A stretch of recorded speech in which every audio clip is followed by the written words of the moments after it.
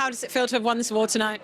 Oh my God, incredible, incredible, incredible. Like genuinely so many critics I've been reading my entire life. So to have like the recognition by a set of people who I read all the time really means everything. You know, as a filmmaker, you make work, you sacrifice. There are birthdays you don't attend, weddings you don't go to, with the singular hope that what you're making is something that connects with people. So to be seen and connected with, understood here means everything to me. It makes some of those sacrifices feel worth it.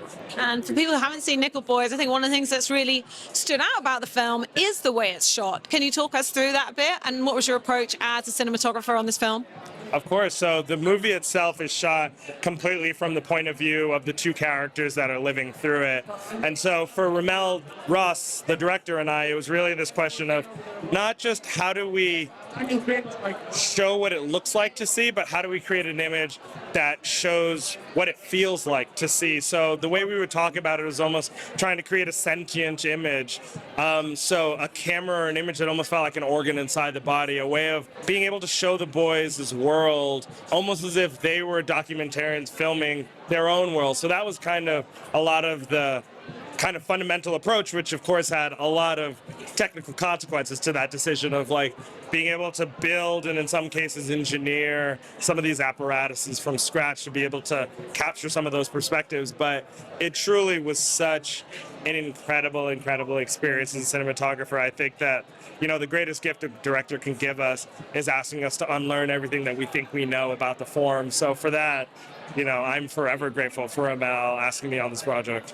And I guess in terms of cinema being kind of a machine for empathy or whatever the wording was that Mark used earlier, I guess by making the perspective so specific in that way, it kind of takes that idea one stage further and really puts the audience in the shoes of the characters. No, absolutely. I think that that was at the heart of the idea. Like the conceit wasn't because like, oh, we wanted to do something special. It truly was, what is the way that we can create a camera language that forces a more intimate connection and relationship and a heightened subjectivity with these characters. So it wasn't just us disembodied watching what happened to them, but it was us truly inside their bodies, inside their souls, inside their minds, as again a way to, you know, hopefully just see a story that we might already know, but see it from a different angle that, again, hopefully promoted a deeper level of subjectivity, vulnerability, and then ultimately empathy.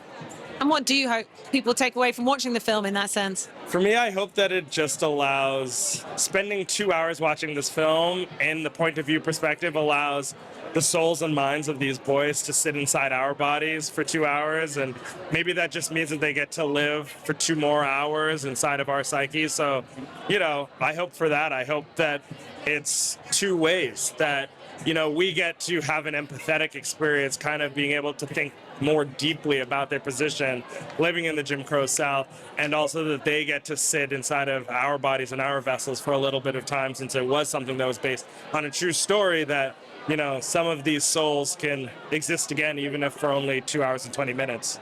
Beautifully put.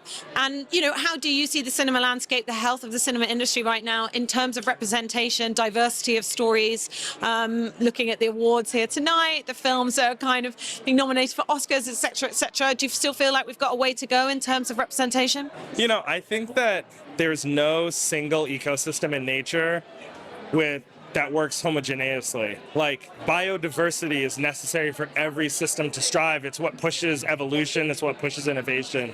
So, to me, if it is in our almost collective best interest to welcome people to the table who haven't been at the table before, because that only just makes this medium stronger. That only just gives us more visual language, more words, more edits, more things that can inspire us. That, yeah, to me, it is always about how can we broaden, again, what we think we know about cinema and invite those who can show us totally different forms of cinema that we've never seen. That's for the best health of all of cinema. You know, tell us what you're going to be working on next. Do you know yet? Or are you still thinking about it? I don't know quite yet, but reading a lot of scripts, and I have a few past collaborators with their new scripts coming up. So honestly, I think I'm looking forward to knowing myself. And who's on your bucket list of people you'd like to work with? Any directors, actors you'd love to shoot? Oh my God, a billion people. Lynn Ramsey, Andrea Arnold, Jonathan Glazer. Like, truly, I think directors who want to push the boundaries of what our medium's capable of are people who will always excite me and I will always answer that call. Amazing. Well, huge congratulations on the award. Enjoy the rest of the night. Best of luck with your next projects. Thanks a lot.